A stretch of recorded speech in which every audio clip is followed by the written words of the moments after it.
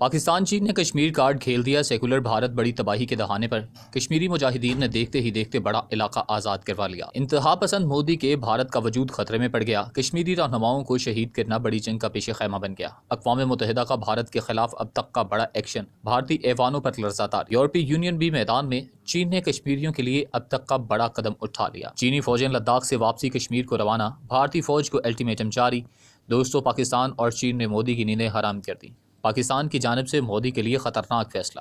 پاکستان نے بھارت پر قیامت برپا کر دی۔ چین نے ایک بار پھر سے پاکستان کے ساتھ اپنی روایتی دوستی کو ثابت کرتے ہوئے بھارت پر زور دیا کہ وہ جموں و کشمیر کے تنازع کو مناسب اور پرامن طریقے سے حل کریں۔ مسئلہ کشمیر پر چین کا موقف ہمیشہ کی طرح مستقل اور واضح ہے۔ پاکستان کو جن ممالک سے اصل امید وابستہ تھی، انہوں نے کشمیر پر پاکستان کا ساتھ دینے سے انکار کر دیا، لیکن امریکہ اور چین جیسے ممالک جن کے ساتھ پاکستان کا دوستانہ تعلق ہے، انہوں نے پاکستان کے حق میں آواز بلند کرتے ہوئے نریندر مودی کو ایسا دھچکا دیا جس کے بعد کشمیر اس کے ہاتھ سے جاتا ہوا نظر آ رہا ہے۔ دوسری ہی جانب مودی پر ایک اور پہاڑ ٹوٹ پڑا ہے، اور خبر یہ ہے کہ جن یورپی ممالک کے سفیروں کو نریندر مودی نے سری نگر کا دورہ کرایا تھا، انہوں نے ہی اس کے خلاف ایسا ایکشن لیا جس کی اسے امید تک نہ تھی۔ یورپی ممالک کے سفیروں کی اچانک کشمیر میں کس رہنما سے ملاقات ہوئی ہے اور انہوں نے اپنی آنکھوں سے وہاں دیکھا، اس بارے میں تفصیل سے آگے چل کر آپ کو بتاتے ہیں، لیکن ابھی اہم یہ ہے کہ چین نے اپنی فوج میں ہائی الرٹ جاری کرتے ہوئے کشمیر کی جانب نظریں جما لی۔ لداخ سے چین کے ہٹنے کا اصل مقصد بھی اب واضح ہونے لگا ہے، اور خبر کے مطابق کچھ ماہ قبل چینی وزارت خارجہ کے ترجمان یاؤ لی جیان نے بیجنگ میں ایک نیوز کانفرنس سے خطاب کرتے ہوئے کہا کہ یہ معاملہ ہندوستان اور پاکستان کے مابین تاریخی مسئلہ ہے، جس کو اقوام متحدہ کے چارٹر، سلامتی کونسل کی متعلقہ قراردادوں اور دو طرفہ معاہدوں کے مطابق مناسب اور پرامن طریقے سے حل کیا جانا چاہیے۔ لائن آف کنٹرول پر بھارت کی جانب سے پاکستان کی آبادی والے علاقوں کو نشانہ بنانے اور فوجیوں کے مابین بڑھتے ہوئے تصادم کو روکنے کے لیے انہوں نے کافی بیانات جاری کیے تھے۔ یاؤ نے جنوبی ایشیا میں ہندوستان اور پاکستان کو اہم ممالک قرار دیتے ہوئے کہا تھا کہ دونوں اطراف کے مابین ہم آہنگی باہمی علاقائی امن، استحکام، ترقی کے لیے بہت ضروری ہے۔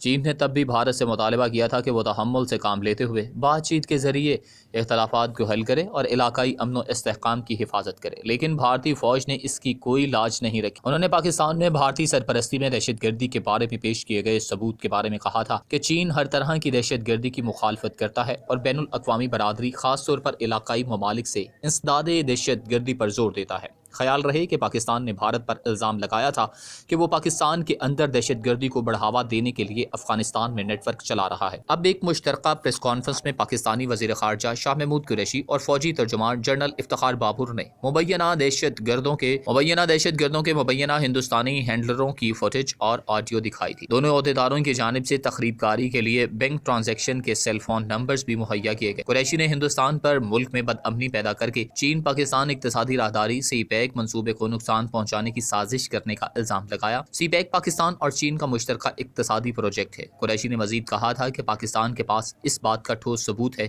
کہ بھارت پاکستان میں بد امنی کی صورتحال پیدا کرنے کے لیے اربوں ڈالر خرچ کر رہا ہے۔ چینی وزارت خارجہ کے ترجمان نے بھی قریشی کے اس بیان پر تسلی کا اظہار کرتے ہوئے کہا تھا کہ سی پیک ایک اہم پیشہ ور منصوبے کے طور پر نہ صرف چین اور پاکستان کی مشترکہ ترقی بلکہ علاقائی رابطے اور مشترکہ خوشحالی کے لیے بھی اہم ہے۔ دوستو، دوسری جانب اقوام متحدہ اور یورپی یونین کے دو ماہرین نے بھارت کی جانب سے مقبوضہ جموں و کشمیر کی خود مختاری کے خاطر اور مسلمانوں سمیت دیگر اقلیتوں کو سیاسی عمل سے دور کرنے والے قوانین متعارف کروانے کے فیصلے پر تشویش کا اظہار کر دیا۔ خبر ایجنسی رائٹرز کی رپورٹ کے مطابق اقوام متحدہ کے خصوصی ایلچی برائے اقلیتی امور، ویورنس اور مذہب یا عقیدے کی نمائندگی خصوصی احمد شہید کی جانب سے 2 درجن کے قریب ممالک کے سفارتکاروں کے مقبوضہ جموں و کشمیر کے 2 روزہ دورے کے بعد بیان جاری کیا گیا۔ اقوام متحدہ کے ماہرین نے کہا کہ ریاست جموں و کشمیر کا قیام خصوصی خود مختاری کی ضمانت پر عمل میں آیا، جہاں ہر نسل، زبان اور مذہبی شناخت کا احترام کیا جائے گا، اور یہ بھارت میں واحد ریاست تھی جہاں مسلمانوں کی اکثریت تھی۔ انہوں نے کہا کہ بھارت نے 5 اگست 2019 کو بغیر کسی مشاورت کے خطے کی خصوصی آئینی حیثیت ختم کر دی اور مئی 2020 میں نام نہاد ڈومیسائل قانون متعارف کروایا، جس سے مقبوضہ علاقے کو دیا گیا تحفظ ختم ہو گیا۔ ان کا کہنا تھا کہ اراضی قوانین میں تبدیلی سے خطے کو حاصل تحفظ میں مزید کمی آئی ہے۔ اقوام متحدہ کے ماہرین نے کہا کہ نئی دلی حکومت کی جانب سے براہ راست حکومت کا تسلط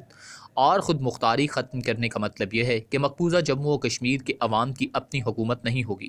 اور وہ اپنے حقوق کے تحفظ کے لیے قانون سازی یا قوانین میں ترمیم کا حق کھو چکے ہیں۔ بیان میں کہا گیا کہ مقبوضہ جموں و کشمیر سے باہر دیگر ریاستوں سے تعلق رکھنے والے افراد کو ڈومیسائل دینے سے زبان، مذہب اور نسل کی بنیاد پر جغرافیائی تبدیلی کے خدشات پیدا ہو گئے ہیں۔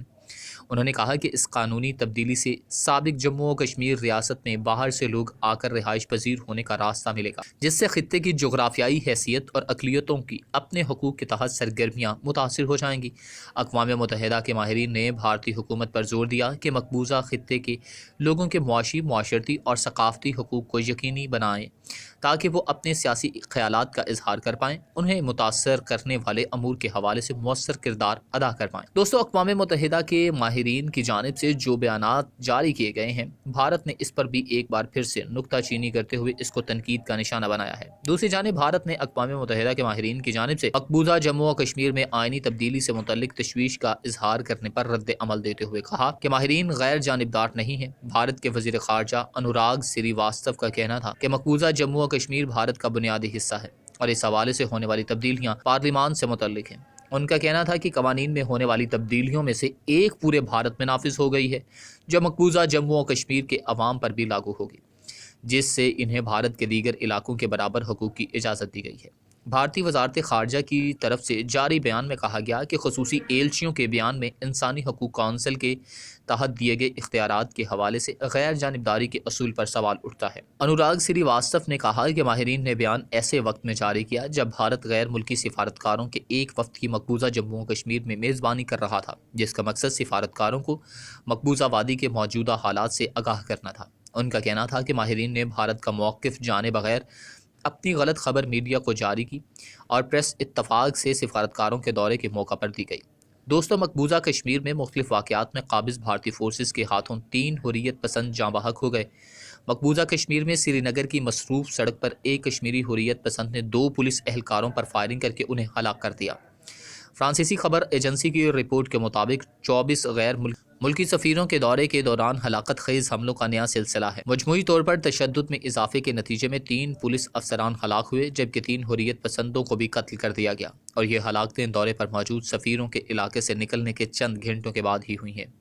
واضح رہے کہ 2019 میں حکومت کی نیم خود مختاری حیثیت میں کشمیر تک رسائی پر پابندی عائد کر دی گئی تھی۔ مجموعی طور پر تشدد میں اضافے کے نتیجے میں 3 پولیس افسران ہلاک ہوئے جبکہ 3 حریت پسندوں کو بھی قتل کر دیا گیا، اور یہ ہلاکتیں دورے پر موجود سفیروں کے علاقے سے نکلنے کے چند گھنٹوں کے بعد ہی ہوئی ہیں۔ واضح رہے کہ 2019 میں حکومت کی نیم خود مختاری حیثیت میں کشمیر تک رسائی پر پابندی عائد کر دی گئی تھی جبکہ مسلم اکثریتی علاقے کے بیشتر حصوں میں سفارتکاروں کے دورے کے دوران ہڑتال ہوئی۔